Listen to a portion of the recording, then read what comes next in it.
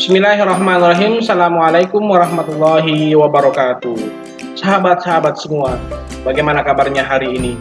Semoga selalu sehat walafiat dan dalam lindungan Allah Subhanahu wa taala. Amin amin ya rabbal alamin. Selanjutnya, saya di sini akan memperkenalkan diri saya terlebih dahulu. Saya Farhanul Hakim, berasal dari Jakarta, kuliah di Universitas Ibnu Khaldun Bogor, Prodi Pendidikan Agama Islam semester 3.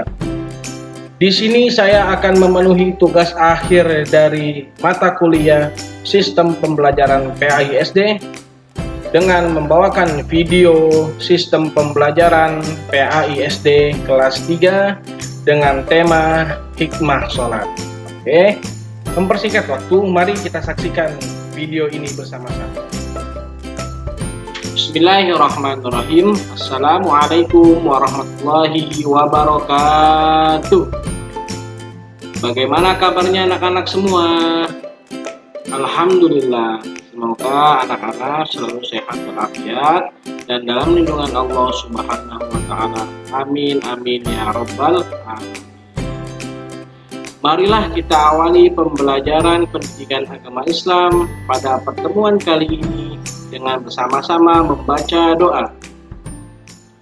Bismillahirrahmanirrahim. Raditu billahi rabba wa bil islami dina wa bi muhammadin nabiyya wa rasula. Rabbi zidni ilma warzuqni fahma. Amin. Oke, pada kesempatan hari ini kita akan membahas hikmah sholat.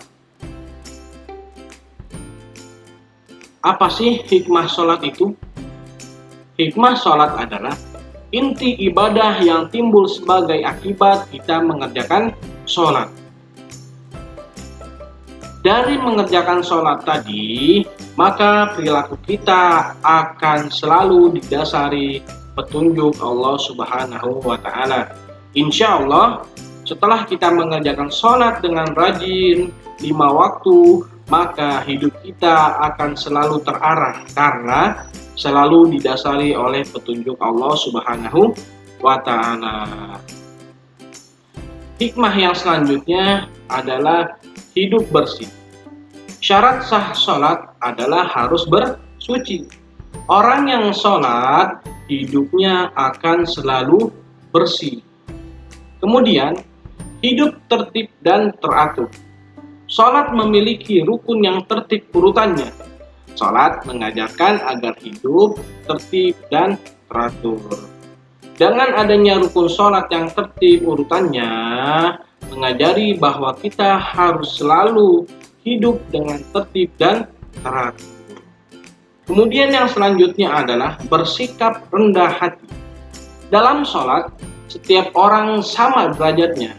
Artinya, hidup harus rendah hati. Di dalam sholat ini, kita diajarkan yang namanya rendah hati. Karena setiap orang sama derajatnya. Tidak ada yang kaya, tidak ada yang miskin, semuanya sama di mata Allah. Artinya, kita harus hidup rendah hati. Kemudian yang selanjutnya, hidup damai dan menyebarkan keselamatan.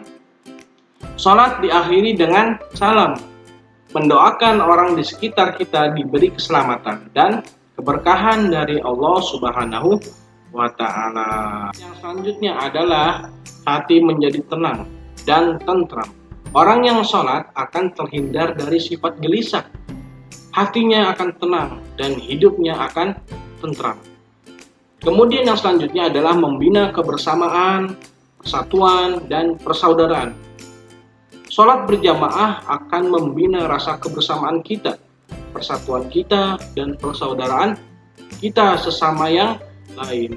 Karena dengan datangnya kita ke masjid, datangnya orang banyak ke masjid, disitulah akan terciptanya kebersamaan kita, persatuan kita, persaudaraan kita kepada sesama yang lainnya. Yang selanjutnya adalah sholat sebagai penolong. Dalam firman-Nya, A'udzubillahi minasyaitonirrajim, Bismillahirrahmanirrahim. Wasta'inu bis sabri was shalah wa innaha lakabiratun illa 'alal khashiin. Yang artinya, dan mohonlah pertolongan kepada Allah dengan sabar dan sholat. Dan sholat itu sungguh berat kecuali bagi orang-orang yang khusyuk. Surat Al-Baqarah ayat 45. Dan itulah semua hikmah-hikmah dari sholat.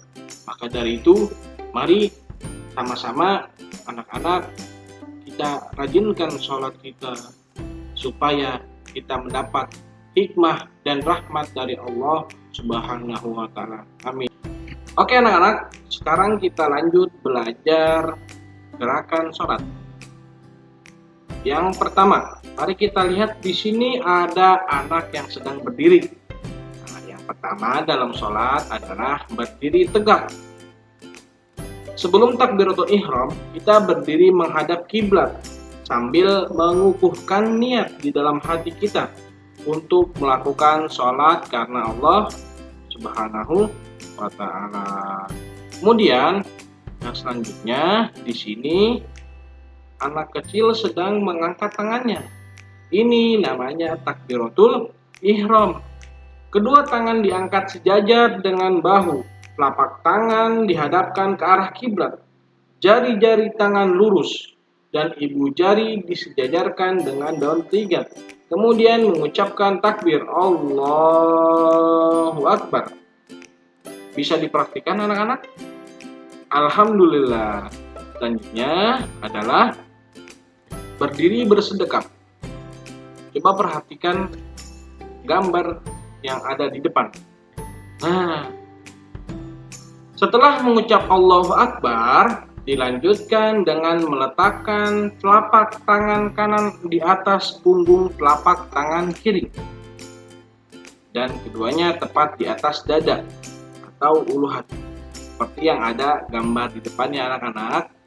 Nah, kemudian setelah itu membaca doa iftitah, Al-Fatihah dan surat-surat pendek yang sudah pernah dipelajari sebelumnya. Kemudian yang selanjutnya adalah ruku. Mari kita perhatikan gambar yang ada di depan. Nah, ruku diawali dengan mengangkat kedua belah tangan seperti ketika takbiratul ihram dengan mengucapkan takbiratul ihram Allahu Akbar. Ketika ruku, posisi punggung sejajar dengan kepala, membentuk garis lurus, kedua telapak tangan berada tepat di lutut. Kedua lengan tangan diupayakan selurus mungkin, seperti yang ada gambar di depan. Seperti itu anak-anak ya. Kemudian membaca Subhana Rabbiyal Azimi wa bihamdi banyak 3 kali. Kemudian yang selanjutnya adalah iktidal. Iktidal itu apa sih?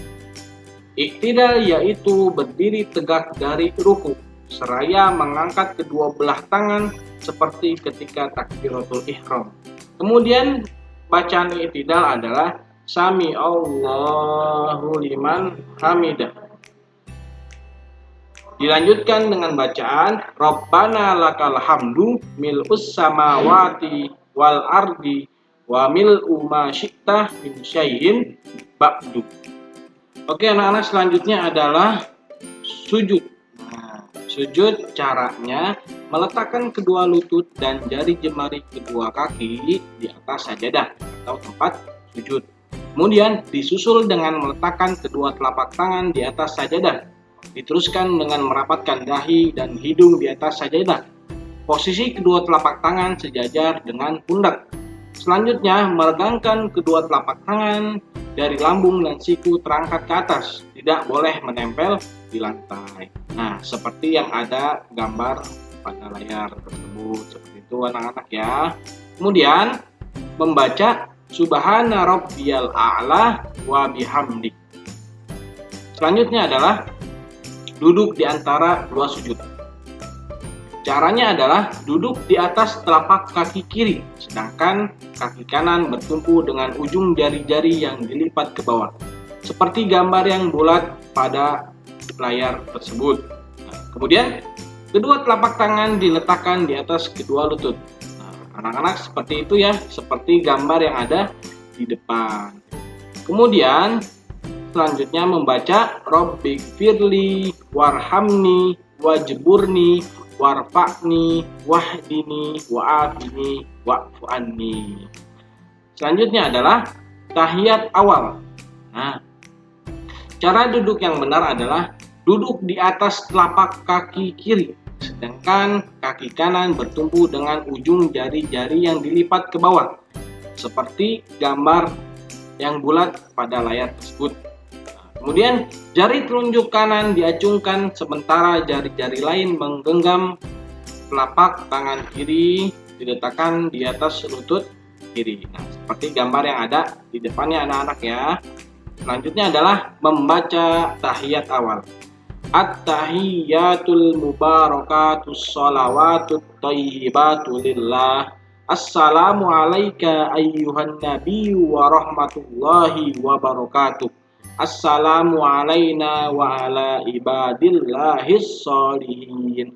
Ashhadu an la ilaha illallah wa ashhadu anna Muhammadan abduhu wa rasuluh. Nah, itu anak-anak ya bacaannya. Nanti dihafalkan di rumah dan dipraktikkan. Gerakan yang selanjutnya adalah duduk tahiyat akhir. Nah, duduk tahiyat akhir ini biasa juga disebut dengan duduk tawarruk. Caranya bagaimana? Duduk dengan cara menyilangkan kaki kiri di bawah kaki kanan, sedangkan kaki kanan bertumpu pada ujung jari yang dilipat di bawah, menghadap ke kiblat, seperti gambar yang ada pada layar tersebut. Kemudian mengacungkan jari telunjuk kanan sementara jari-jari lain menggenggam, seperti tasyahud awal. Kemudian selanjutnya adalah membaca tasyahud atau tahiyat dan sholawat seperti yang dibaca pada tasyahud atau tahiyat awal. Nah, ini bacaan lanjutan ketika tahiyat akhir. Allahumma sholli Muhammadin wa ala ali Muhammad kama shallaita ala Ibrahim wa ala ali Ibrahim wa barik ala Muhammadin wa ala ali Muhammad kama barakta ala Ibrahim wa ala ali Ibrahim innaka Hamidum. Itu adalah tahiyat akhir. Kemudian yang terakhir adalah salam. Nah, caranya adalah mengucap salam seraya telunjuk jari kanan ditarik kembali dan menoleh ke arah kanan hingga pipi kanan kelihatan seluruhnya dari belakang. Kemudian diteruskan dengan mengucapkan salam kembali seraya menoleh ke arah kiri hingga pipi kiri kelihatan dari belakang. Bacaannya adalah Assalamualaikum warahmatullahi wabarakatuh. Gerakannya seperti yang ada di layar tersebut. Alhamdulillah, kita sudah sampai penghujung pembelajaran. Bapak harapkan anak-anak bisa mengamalkan apa yang sudah kita pelajari hari ini, mulai dari hikmah sholat hingga gerakan-gerakan sholat, terkhusus pada gerakan-gerakan sholat. Anak-anak bisa mempraktekkan dalam kehidupan sehari-hari. Marilah kita akhiri pembelajaran hari ini dengan membaca Alhamdulillahirabbil alamin. Kafaratul majlis. Subhanakallahumma wa bihamdika asyhadu alla ilaha illa anta astaghfiruka wa atubu ilaik. Terima kasih. Assalamualaikum warahmatullahi wabarakatuh.